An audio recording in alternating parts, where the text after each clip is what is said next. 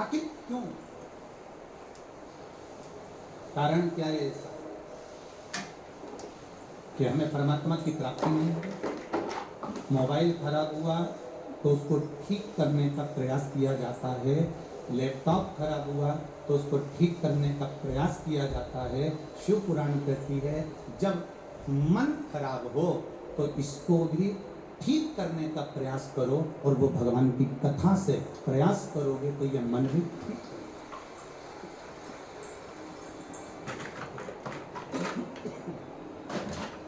मन में श्रेष्ठ हो, थोड़ा डीले कम करो बाबा।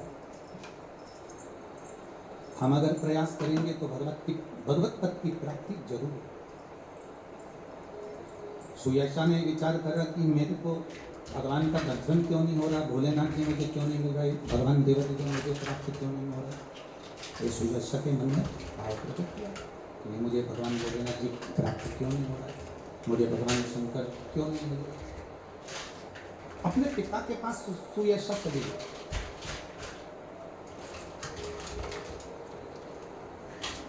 बहुत बड़े संशय में जब हम उलझते हैं, बहुत बड़े संशय में जब हम उलझें तो एक बात का स्मरण रखिएगा, या तो अपने बुजुर्ग माता पिता की शरणागति में जाइएगा, या अपने किसी सदगुरु सरकार की शरणागति में जाकर अपने मन की बात को कहने का प्रयास करें।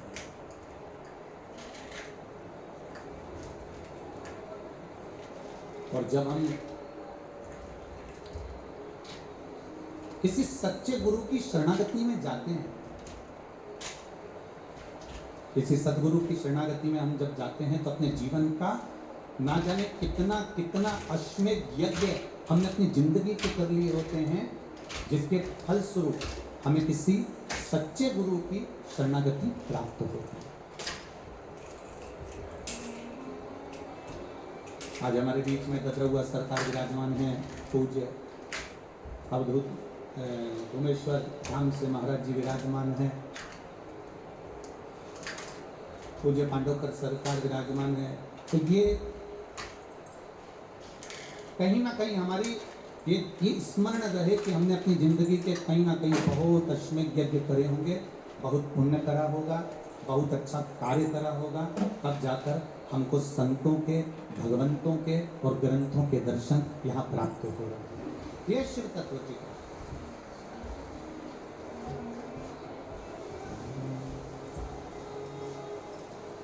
शिव कथा कह रहे, भगवान शंकर का संवाद करा है। सुयशा ने मरुतों से पूछा,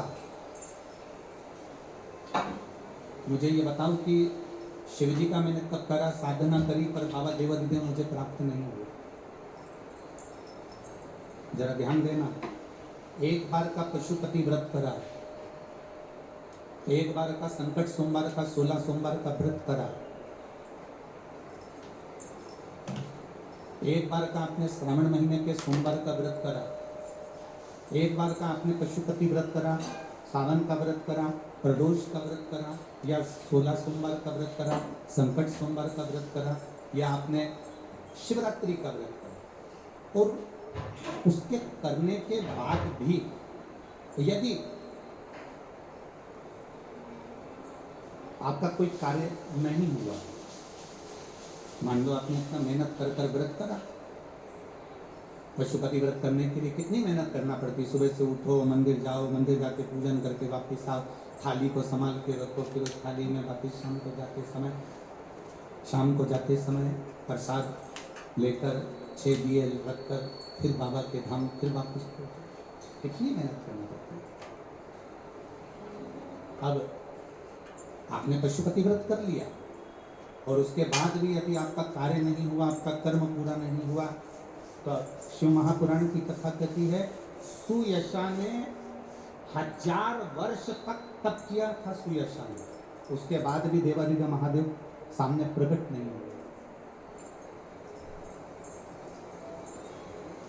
उसके बाद भी भगवान शिव सम्मुख में नहीं आए। 1000 वर्ष तक तप करने के बाद भी सुयशा के सामने बाबा देवादिदेव महादेव प्रकट नहीं। तो क्या सुयशा ने फिर क्या तप करना बंद कर दिया? क्या सुयशा ने भगवत भजन करना बंद कर दिया? नहीं, अपने पिता के पास में गया।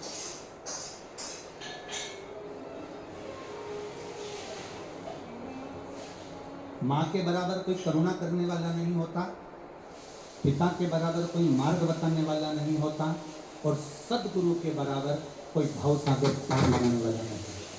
शास्त्र का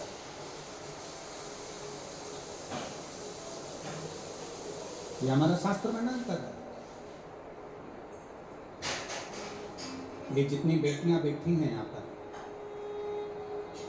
जितनी बेटियां यहाँ पर बैठी हैं और जितनी आस्था चैनल पर कथा सुन रही हैं, जितनी फेसबुक यूट्यूब पर कथा सुन रही हैं, जितनी मोबाइल पर कथा सुन रही हैं, उन सब बेटियों से एक बात कहेंगे,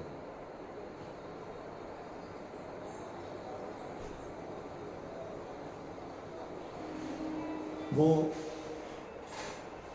द्वापर का युग था जिसमें भगवान कृष्ण द्रौपदी का चीर बढ़ाने के लिए आ गए।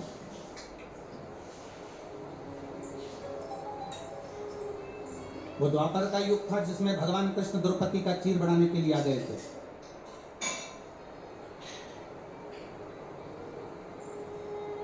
वो त्रेता का युग था जो मेरे सीताराम सरकार माता जानकी को लेने के लिए लंका पहुंचे थे। पर अभी चल रहा है कलयुग। जितनी बेटियां बैठी हैं बड़े ध्यान से सुनना, इस कलयुग में आप स्वयं अपने अंदर ऐसा बल उत्पन्न करो कि आपको किसी को बुलाने की जरूरत नहीं पड़े, आप स्वयं स्वाभिमान होकर आगे बढ़े।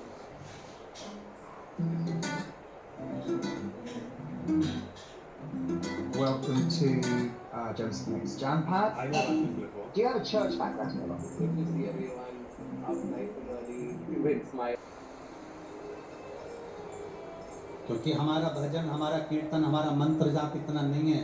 द्रौपदी के तो मंत्र जाप इतना प्रबल था कि 3.5 करोड़ रोम छिद्र द्रौपदी के शरीर में, 3.5 करोड़ रोम छिद्र अपने शरीर में। द्रौपदी एक दिन में 3.5 करोड़ बार भगवान का नाम ले लेती। अब जब द्रौपदी 3.5 करोड़ बार भगवान का नाम ले लेती थी तो भगवान कृष्ण को द्रौपदी के कहने पर आना पड़ता था।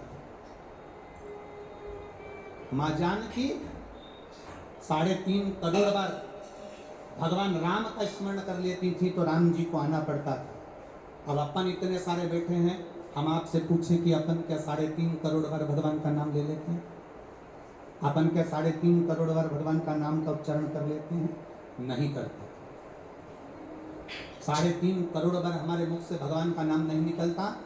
पर शिव महापुराण की कथा कहती है, जो शंकर भगवान की कथा में जाकर बैठते हो, राम कथा में जाकर बैठते हो, भागवत कथा में जाकर बैठते हो, कृष्ण कथा में जाकर बैठते हो, संतों की शरणागति में जाकर बैठते हो, जितने लोग कथा को श्रवण करने के लिए बैठे हैं और जितनी बार आप मुख से पंचाक्षर मंत्र नमः शिवाय, षडाक्षर मंत्र ओम नमः शिवाय, श्री शिवाय नमस्तुभ्यम, राम नाम, कृष्ण नाम, जो नाम का तुम उच्चारण करते हो, इतने भक्त एक साथ जब भगवान के नाम को जपते हैं, लेते हैं, तो वो ताली बजाते समय हमारे मुख से निकले हुए शब्द टूटते हैं तो वो बिखरते हैं तो वो करोड़ों की संख्या में हो जाते हैं, और करोड़ों की संख्या में हो जाते हैं तो 3.5 करोड़ बार हमारे मुख का एक बार बोला हुआ मंत्र जाप पूर्ण हो जाता है।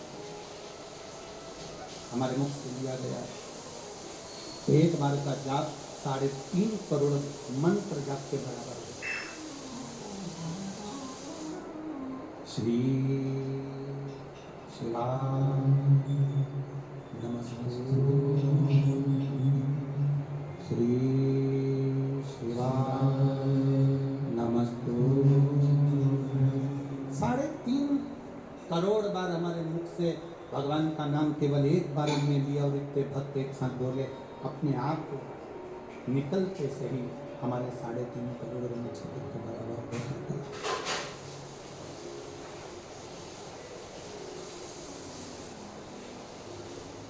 निकलते थे। शिव कथा कर रही है। सुयशा ने अपने पिता से पूछा, बहुत अच्छी राय लेना होना, तो अपने पिता के पास जाकर बैठ कर पूछना, वो सत्य मार्ग बताएगा। बहुत अच्छी बात पूछना हो तो अपनी माता के पास जाकर बैठना, वो अच्छी राय दे देगी। बहुत अच्छी राय लेना हो, बहुत अच्छी बात पूछना हो तो अपने गुरु के चरणों में जाकर बैठना, वो आपको सतमार्ग बता देगा। और एक और बात याद रखो, और भी ज्यादा अगर भटक रहे हो तो किसी सत्संग में जाकर बैठ जाओ। कोई सद्गुरु अपनी कथा के माध्यम से, प्रवचन के माध्यम से, सत्संग के माध्यम से आपका मार्ग प्रशस्त करे। ये शिव तत्व कह रहा है। किसी आड़े टेढ़े के पास बैठकर अपनी जिंदगी खराब मत करो। किसी आड़ी टेढ़ी जगह बैठकर अपनी जिंदगी को बर्बाद मत करना। एक बात आप लोगों को पहले भी कही, आज फिर कहते, यहां से निकल कर जाओगे ना, बाहर निकलते से ठेले पर, हाथ ठेले पर चाय ले लेना। पूछना भैया चाय कितने की है? ठेले वाला कह देगा 5 रुपए की है। फिर थोड़ी सी आगे जाकर एक होटल पे रुकना, कहना भैया चाय दे दो। चाय वाला से पूछना चाय कितने की है? 10 रुपए की। थोड़ा और आगे जाना, कोई अच्छी और होटल देखना, उससे पूछना चाय कितने की है? 15 रुपए की है। फिर 1 स्टार होटल पर जाना, चाय कितने की है? 20 रुपए की। 3 स्टार होटल पर जाना, चाय कितने की है? 50 रुपए की। 5 स्टार होटल पर जाना, चाय कितने की है? 100 रुपए की। चाय की पत्ती वही, दूध वही, शक्कर वही, कप वही, गिलास वही, ठेले पर भी वही कप है, 5 स्टार होटल में भी वही कप है। ठेले पर भी वही दूध की चाय है, 5 स्टार होटल में भी वही दूध की चाय है। ठेले पर भी शक्कर और पत्ती वही है, 5 स्टार होटल में भी शक्कर और पत्ती वही है। बस अंतर इतना है, वो चाय ठेले पर थी इसलिए 5 रुपए की थी, वो चाय 5 स्टार पर थी तो वो 100 रुपए की थी। आप पान की दुकान पर खड़े हो तो आपकी क्या वैल्यू है? आप मदिरा की दुकान पर खड़े हो तो आपकी क्या इज्जत है? आप जुआरी के साथ बैठे हो तो आपकी क्या इज्जत है? और आप संत के चरणों में बैठे हो तो आपकी क्या इज्जत है? ये आपके ऊपर है।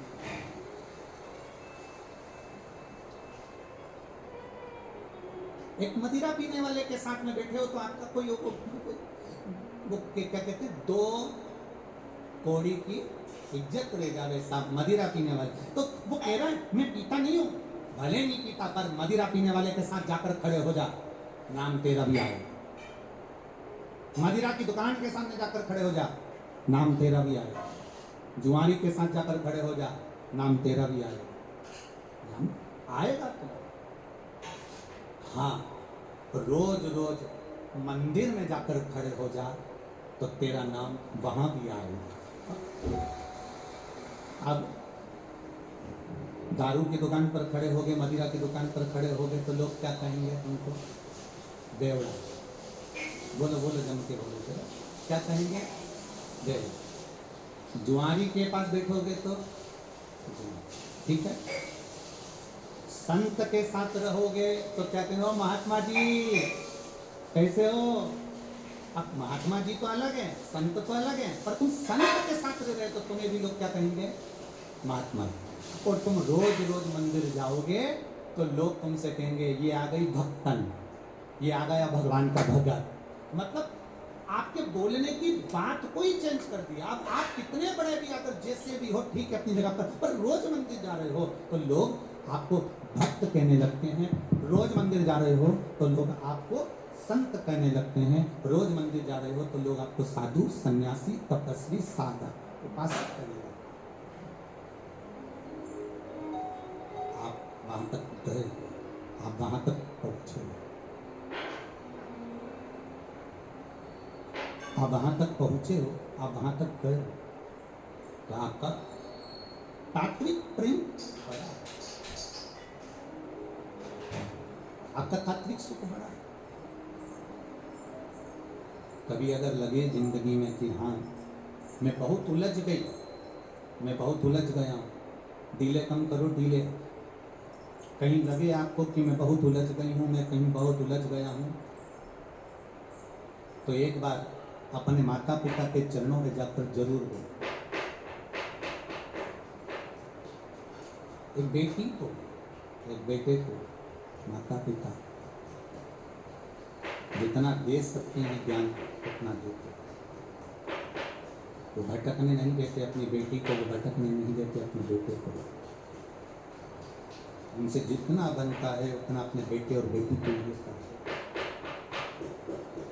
अपनी कैपेसिटी से ज्यादा वो अपने बच्चों को देते। सुयशा अपने पिताजी के पास में गई, अपने पिताजी के पास जाकर अपने पिताजी से जाकर बोली,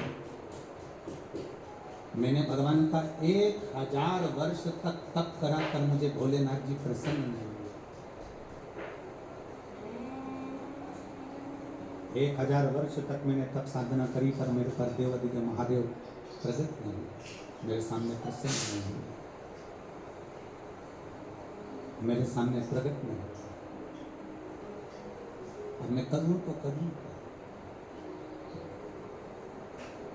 मरुतो ने सुयशा का पिताजी सुयशा से कहते हैं, अब एक काम कर, किसी पवित्र नदी के तट पर चली जा, किसी भी पवित्र नदी के तट पर, और उस पवित्र नदी के तट पर बैठकर जो बालू रेत पड़ी हो, जो मिट्टी पड़ी हो, उसका शिवलिंग का निर्माण करो। पिताजी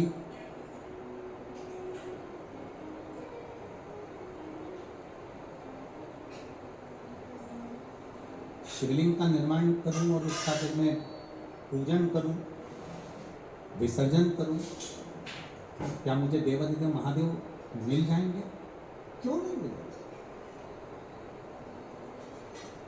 एक पार्थिव शिवलिंग का निर्माण जब कोई करता है तो उसमें करोड़ों शिवलिंग बनाने का पुण्य एक साथ प्राप्त हो जाता है। एक शिवलिंग अगर पार्थिव बनाए तो उसमें करोड़ों शिवलिंग बनने का फल मिल जाता है, करोड़ों शिवलिंग बनने का फल। तो आप एक काम करो, एक शिवलिंग का निर्माण करो, ठीक है? अब देखो, पिता का कहना माना तो सुयशा को अपने भोलेनाथ जी का दर्शन हुआ है। पिता अगर मार्ग बताएंगे, पिता अगर मार्ग प्रशस्त करेंगे, पिता अगर बेटी को बेटे को मार्ग दिखाएंगे तो बेटा बेटी का जीवन सार्थक होगा, ये निश्चित है।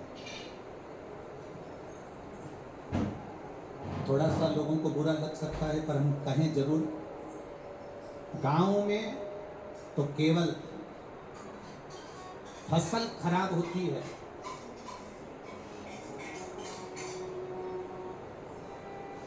गांव में तो केवल फसल खराब होती है, पर जो शहर में पढ़ने के नाम से जाते हैं और पढ़कर नहीं आते, उनकी पूरी नस्ल खराब हो जाती है।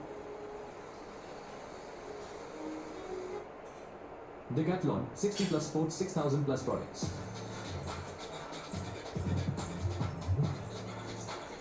कितनी मेहनत कर रहे हैं उसके माता पिता, दिन भर नौकरी करते हैं, दिन भर ड्यूटी करते हैं, दिन भर कमाते हैं, दिन भर ऑफिस जाते हैं, दिन भर दुकान पर जाते हैं, दिन भर काम करते हैं और कमा कर लेकर आते हैं। और बेटी ने कहा पापा मुझे झांसी पढ़ने जाना है, बेटी ने कहा पापा मुझे ग्वालियर पढ़ने जाना है, बेटे ने कहा पापा मुझे झांसी में पढ़ना है, बेटे ने कहा पापा मुझे ग्वालियर पढ़ना है। उस पिता से तो पूछो जिसने पूरी जिंदगी तुम्हारे लिए निकाल दी,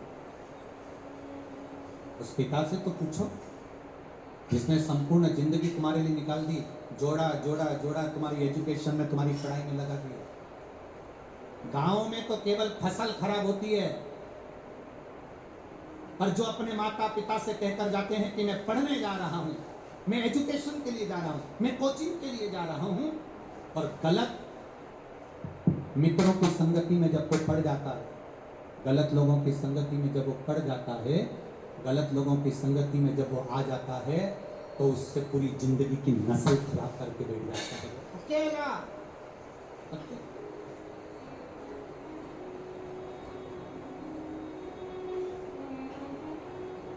और फिर समझ लीजिए,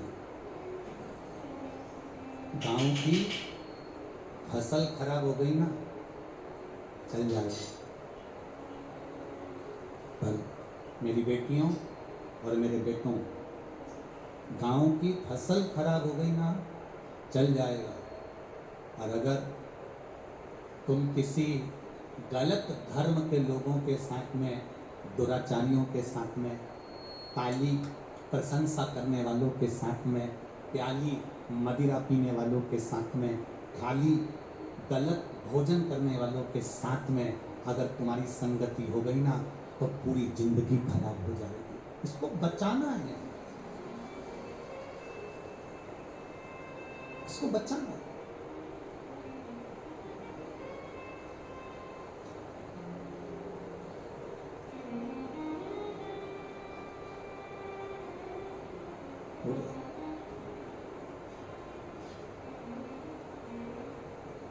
सुयशा ने अपने पिताजी का कहना मान लिया और सुयशा ने अपने पिताजी का कहना मानकर सुयशा भगवान शंकर के पार्थिव शिवलिंग का निर्माण कर रही है, पार्थिव शिवलिंग का निर्माण कर रही है और पार्थिव शिवलिंग का निर्माण कर कर पूजन कर कर विसर्जन कर रही है। केवल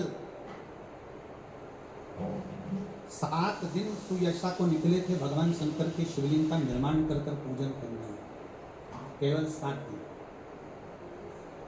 हम कई बार माताओं से कहते हैं, भाइयों से कहते हैं कि कभी तुमको ऐसा लगे, आप लोगों के जीवन में भी कभी ऐसा लगे कि मुझे भोलेनाथ जी का आज तक दर्शन नहीं हुआ, मुझे राम जी का आज तक दर्शन नहीं हुआ, मुझे आज तक भगवान कृष्ण का दर्शन नहीं हुआ, मुझे आज तक भगवान का दीदार नहीं हुआ, भगवान का दर्शन नहीं हुआ। तुम्हारे मन में अगर कभी ऐसा लगे तो एक बार 7 दिन का पूरा नियम ले लो, 7 दिन का पूरा नियम। कैसा नियम?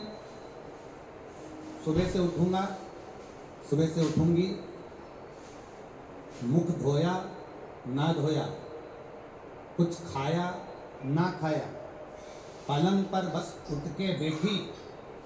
जिसको अगर शंकर भगवान का, राम जी का, कृष्ण भगवान का, लोग कहते हैं क्या भगवान का दर्शन हो सकता है? 7 दिन का नियम धारण करो। सुबह उठो, पलंग पर उठते से सबसे पहले भगवान राम, कृष्ण या शिव, जिसका तुमको दीदार करना है, उसका 5 बार 7 बार नाम का उच्चारण करो, उसको पुकारो। आप नहाए ना नहाए,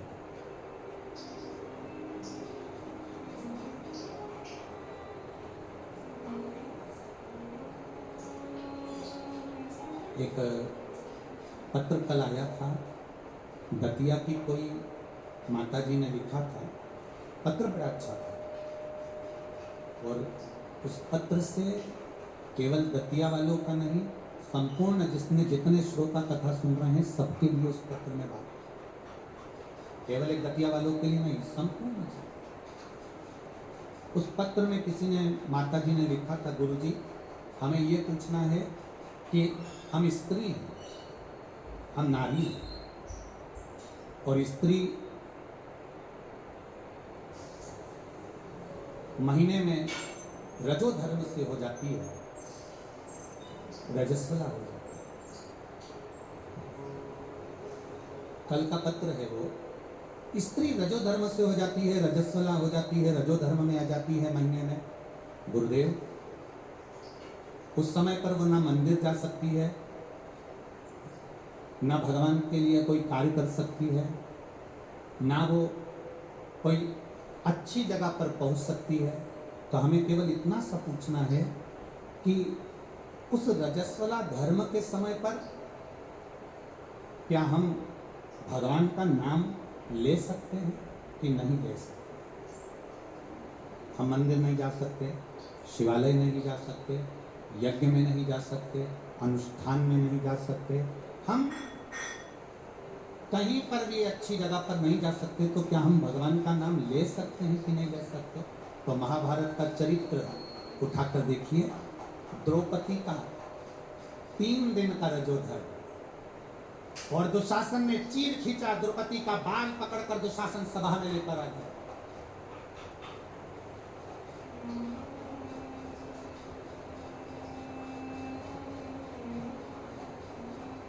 तीन दिन का रजोधर्म है द्रौपदी का, और बाल पकड़कर दुशासन सभा में लेकर आया।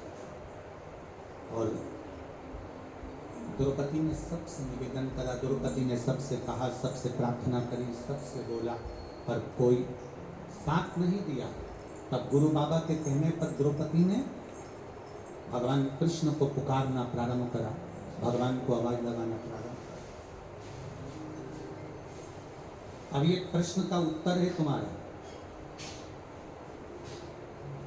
पलंग पर भी पड़े हो ना, तो भगवान का नाम लेने में कभी संकोच मत करना।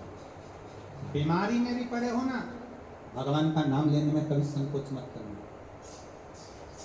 बीमारी में मल और मूत्र में भी पड़े हो तो भगवान का नाम लेने में कभी संकोच मत करना। और अगर आप रजोधर्म में भी हो, पूजन नहीं कर सकते, कहीं जा नहीं सकते, पर नाम लेने में कभी संकोच मत करना, क्योंकि जीवन का क्या भरोसा।